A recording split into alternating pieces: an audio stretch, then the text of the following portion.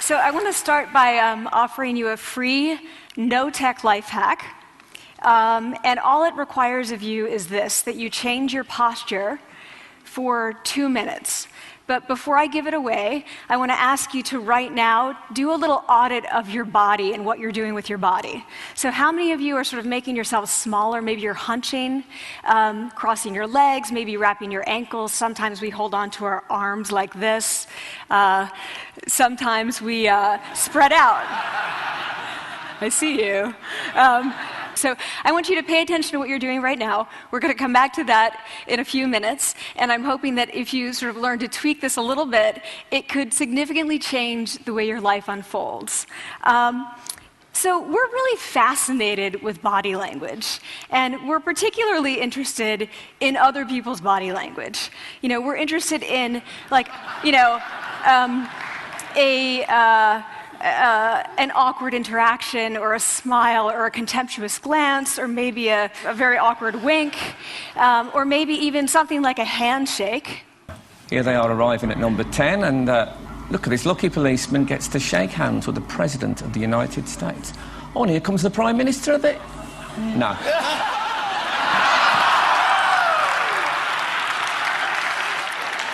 So a handshake, or the lack of a handshake, can have us talking for weeks and weeks and weeks, even the BBC and the New York Times. So obviously, when we think about nonverbal behavior or body language, but we call it nonverbals as social scientists, it's language. So we think about communication. When we think about communication, we think about interactions. So what is your body language communicating to me? What's mine communicating to you? And there's a lot of reason to believe that this is a valid way to look at this. So social scientists have spent a lot of time looking at the effects of our body language or other people's body language on judgments. And we make sweeping judgments and inferences from body language. And those judgments can predict really meaningful life outcomes, like who we hire or promote, who we ask out on a date. For example, Nalini Ambady, a researcher at Tufts University, shows that when people watch 30-second soundless clips of real physician-patient interactions, their judgments of the physician's niceness predict whether or not that physician will be sued. So it doesn't have to do so much with whether or not that physician was incompetent, but do we like that person and how they interacted? Even more dramatic, Alex Todorov at Princeton has shown us that judgments of political candidates' faces in just 1 second predict 70% of US Senate and gubernatorial race outcomes. And even, let's go digital, emoticons used well in online negotiations can lead you to claim more value from that negotiation. If you use them poorly, bad idea, right? So when we think of nonverbals, we think of how we judge others, how they judge us, and what the outcomes are. We tend to forget, though, the other audience that's influenced by our nonverbals, and that's ourselves. We are also influenced by our nonverbals, our thoughts and our feelings and our physiology. So what nonverbals am I talking about? I'm a social psychologist, I study prejudice, and I teach at a competitive business school. So it was inevitable that I would become interested in power dynamics. I became especially interested in nonverbal expressions of power and dominance. And what are nonverbal expressions of power and dominance? Well, this is what they are. So in the animal kingdom, they are about expanding. So you make yourself big, you stretch out, you take up space, you're basically opening up. It's about opening up. And this is true across the animal kingdom. It's not just limited to primates, and humans do the same thing. So they do this both when they have power sort of chronically, and also when they're feeling powerful in the moment. And this one is especially interesting because it really shows us how universal and old these expressions of power are. This expression, which is known as pride, Jessica Tracy has studied, she shows that people who are born with sight and people who are congenitally blind do this when they win at a physical competition. So when they cross the finish line and they've won, it doesn't matter if they've never seen anyone do it, they do this. So the arms up in the V, the chin is slightly lifted. What do we do when we feel powerless? We do exactly the opposite. We close up, we wrap ourselves up, we make ourselves small. We don't want to bump into the person next to us. So again, both animals and humans do the same thing. And this is what happens when you put together high and low power. So what we tend to do when it comes to power is that we complement the other's nonverbals. So if someone's being really powerful with us, we tend to make ourselves smaller. We don't mirror them, we do the opposite of them. So I'm watching this behavior in the classroom, and what do I notice? I notice that MBA students really exhibit the full range of power nonverbals. So you have people who are like caricatures of alphas, like really coming into the room. They get right into the middle of the room before class even starts, like they really want to occupy space. When they sit down, they're sort of spread out. They raise their hands like this. You have other people who are virtually collapsing when they come in. As soon as they come in, you see it. You see it on their faces and their bodies, and they sit in their chair and they make themselves tiny, and they go like this when they raise their hand. I noticed a couple things about this. One, you're not going to be surprised. It seems to be related to gender. So women are much more likely to do this kind of thing than men. Women feel chronically less powerful than men, so this is not surprising. But the other thing I noticed is that it also seemed to be related to the extent to which the students were participating and how well they were participating. And this is really important in the MBA classroom because participation counts for half the grade. So business schools have been struggling with this gender grade gap. You get these equally qualified women and men coming in, and then you get these differences in grades, and it seems to be partly attributable to participation. So I started to wonder, okay, so you have these people coming in like this, and they're participating. Is it possible that we could get people to fake it, and would it lead them to participate more? So my main collaborator, Dana Carney, who's at Berkeley, and I really wanted to know, can you fake it till you make it? Like, can you do this just for a little while and actually experience a behavioral outcome that makes you seem more powerful? So we know that our nonverbals govern how other people think and feel about us. There's a lot of evidence, but our question really was, do our nonverbals govern how we think and feel about ourselves?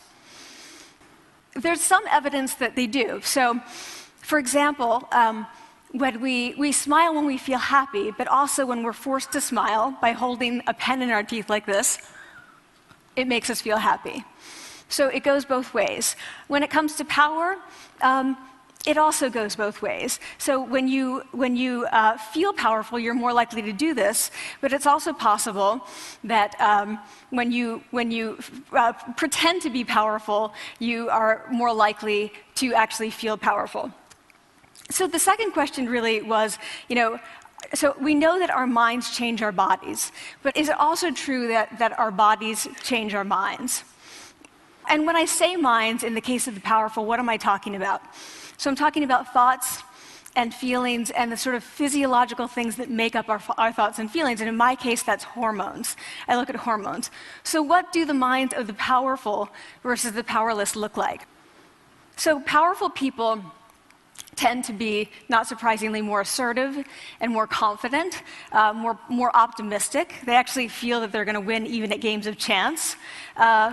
They also tend to be able to think more abstractly. So there are a lot of differences. They take more risks. There are a lot of differences between powerful and powerless people. Physiologically, there also are differences on two key hormones, testosterone, which is the dominance hormone, and cortisol, which is the stress hormone.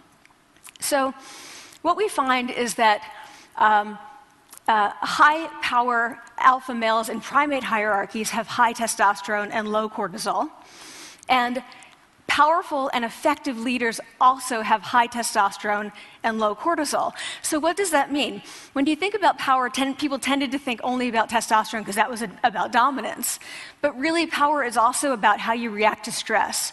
So do you want the high-power leader that's dominant, high on testosterone, but really stress reactive? Probably not, right? You want the person who's powerful and assertive and dominant, but not very stress reactive, the person who's laid back.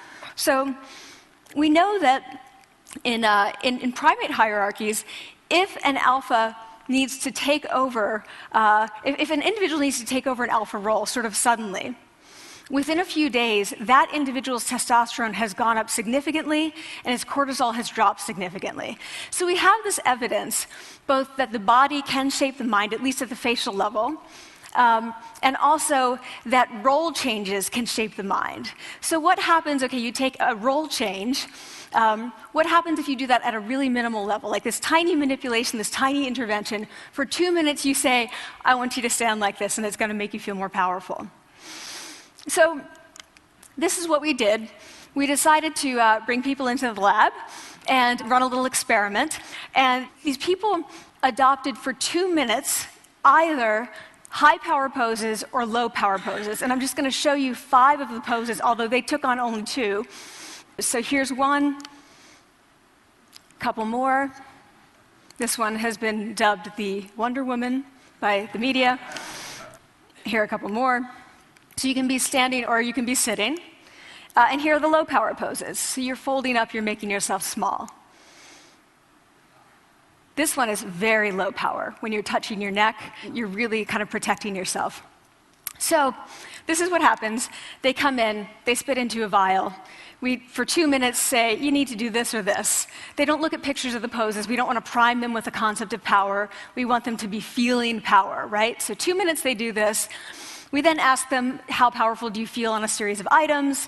And then we give them an opportunity to gamble. And then we take another saliva sample. That's it. That's the whole experiment. So this is what we find. Risk tolerance, which is the gambling. What we find is that when you're in the high power pose condition, 86% of you will gamble. When you're in the low power pose condition, only 60%. And that's a pretty whopping significant difference. Here's what we find on testosterone. From their baseline when they come in, high power people experience about a 20% increase. And low power people experience about a 10% decrease. So again, 2 minutes and you get these changes. Here's what you get on cortisol. High power people experience about a 25% decrease, and the low power people experience about a 15% increase. So 2 minutes lead to these hormonal changes that configure your brain to basically be either assertive, confident, and comfortable, or really stress reactive, and feeling sort of shut down. And we've all had that feeling, right? So it seems that our nonverbals do govern how we think and feel about ourselves. So it's not just others, but it's also ourselves. Also, our bodies change our minds. But the next question, of course, is, can power posing for a few minutes really change your life in meaningful ways? So this is in the lab, it's this little task, it's just a couple of minutes. Where can you actually apply this, which we cared about, of course. And so we think it's really what matters, where you want to use this is evaluative situations, like social threat situations. Where are you being evaluated? Either by your friends, like for teenagers, it's at the lunchroom table. It could be, for some people, it's speaking at a school board meeting. It might be giving a pitch, or giving a talk like this, or doing a job interview. We decided that the one that most people could relate to, because most people had been through, was the job interview. So we published these findings, and the media are all over it, and they say, okay, so this is what you do when you go in for the job interview, right? So we were, of course, horrified and said, oh my God, no, that's not what we meant at all, for numerous reasons. No, don't do that. Again, this is not about you talking to other people, it's you talking to yourself. What do you do before you go into a job interview? You do this. Right? You're sitting down, you're looking at your iPhone or your Android, not trying to leave anyone out. You're looking at your notes, you're hunching up, making yourself small, when really what you should be doing maybe is this, like in the bathroom, right? Do that, find 2 minutes. So that's what we want to test, okay? So we bring people into a lab, and they do either high or low power poses again. They go through a very stressful job interview. It's 5 minutes long. They are being recorded, they're being judged also, and the judges are trained to give no nonverbal feedback. So they look like this. Like, imagine this is the person interviewing you. So for 5 minutes, nothing. And this is worse than being heckled. People hate this. It's what Marianne LaFrance calls standing in social quicksand. So this really spikes your cortisol. So this is the job interview we put them through, because we really wanted to see what happened. We then have these coders look at these tapes, 4 of them. They're blind to the hypothesis, they're blind to the conditions. They have no idea who's been posing in what pose. And they end up looking at these sets of tapes and they say, oh, we want to hire these people, all the high power posers. We don't want to hire these people. We also evaluate these people much more positively overall. But what's driving it? It's not about the content of the speech. It's about the presence that they're bringing to the speech. We also, because we rate them on all these variables related to sort of competence, like how well structured is the speech? How good is it? What are their qualifications? No effect on those things. This is what's affected, these kinds of things. People are bringing their true selves, basically. They're bringing themselves. They bring their ideas, but as themselves, with no residue over them. So this is what's driving the effect or mediating the effect. So when I tell people about this, that our bodies change our minds and our minds can change our behavior and our behavior can change our outcomes, they say to me, it feels fake, right? So I said fake it till you make it. Like, it's not me. Like, I don't want to get there and then still feel like a fraud. I don't want to feel like an imposter. I don't want to get there only to feel like I'm not supposed to be here. And that really resonated with me because I want to tell you a little story about being an imposter and feeling like I'm not supposed to be here. When I was 19, I was in a really bad car accident. I was thrown out of a car, rolled several times. I was thrown from the car, and I woke up in a head injury rehab ward. And I had been withdrawn from college, and I learned that my IQ had dropped by 2 standard deviations, which was very traumatic. I knew my IQ because I had identified with being smart, and I had been called gifted as a child. So I'm taken out of college. I keep trying to go back. They say, you're not going to finish college. Like, just, there are other things for you to do, but that's not going to work out for you. So I really struggled with this. And I have to say, having your identity taken from you, your core identity, and for me it was being smart, having that taken from you, there's nothing that leaves you feeling more powerless than that. So I felt entirely powerless. I worked and worked and worked, and I got lucky and worked and got lucky and worked. Eventually, I graduated from college. It took me 4 years longer than my peers. And I convinced someone, my angel advisor, Susan Fisk, to take me on. And so I ended up at Princeton, and I was like, I am not supposed to be here. I am an imposter. And the night before my first year talk, and the first year talk at Princeton is a 20-minute talk to 20 people. That's it. I was so afraid of being found out the next day that I called her and said, I'm quitting. She was like, you are not quitting, because I took a gamble on you and you're staying. You're going to stay, and this is what you're going to do. You're going to fake it. You're going to do every talk that you ever get asked to do. You're just going to do it and do it and do it, even if you're terrified and just paralyzed and having an out-of-body experience until you have this moment where you say, oh my gosh, I'm doing it. Like, I have become this. I am actually doing this. So that's what I did. 5 years in grad school. A few years, I'm at Northwestern. I moved to Harvard. I'm at Harvard. I'm not really thinking about it anymore, but for a long time I had been thinking, not supposed to be here, not supposed to be here. So at the end of my first year at Harvard, a student who had not talked in class the entire semester, who I had said, look, you got to participate or else you're going to fail, came into my office. I really didn't know her at all. And she came in totally defeated, and she said, I'm not supposed to be here.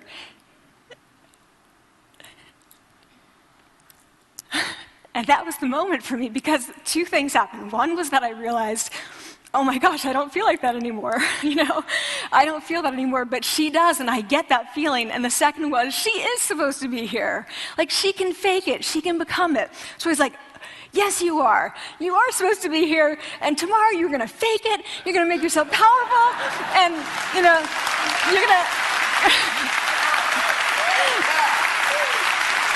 and you're going to go into the classroom, and you are going to give the best comment ever, And she gave the best comment ever, and people turned around, and they were like, oh my God, I didn't even notice her sitting there, She comes back to me months later, and I realized that she had not just faked it till she made it, she had actually faked it till she became it. So she had changed. And so I want to say to you, don't fake it till you make it. Fake it till you become it. It's not do it enough until you actually become it and internalize. The last thing I want to leave you with is this. Tiny tweaks can lead to big changes. So this is 2 minutes. 2 minutes, 2 minutes, 2 minutes. Before you go into the next stressful, evaluative situation, for 2 minutes, try doing this in the elevator, in a bathroom stall, at your desk behind closed doors. That's what you want to do. Configure your brain to cope the best in that situation. Get your testosterone up, get your cortisol down. Don't leave that situation feeling like, oh, I didn't show them who I am. Leave that situation feeling like, oh, I really feel like I got to say who I am and show who I am. So I want to ask you first, both to try power posing, and also I want to ask you to share the science, because this is simple. I don't have ego involved in this. Give it away, share it with people, because the people who can use it the most are the ones with no resources and no technology and no status and no power. Give it to them, because they can do it in private. They need their bodies, privacy, and 2 minutes, and it can significantly change the outcomes of their life. Thank you.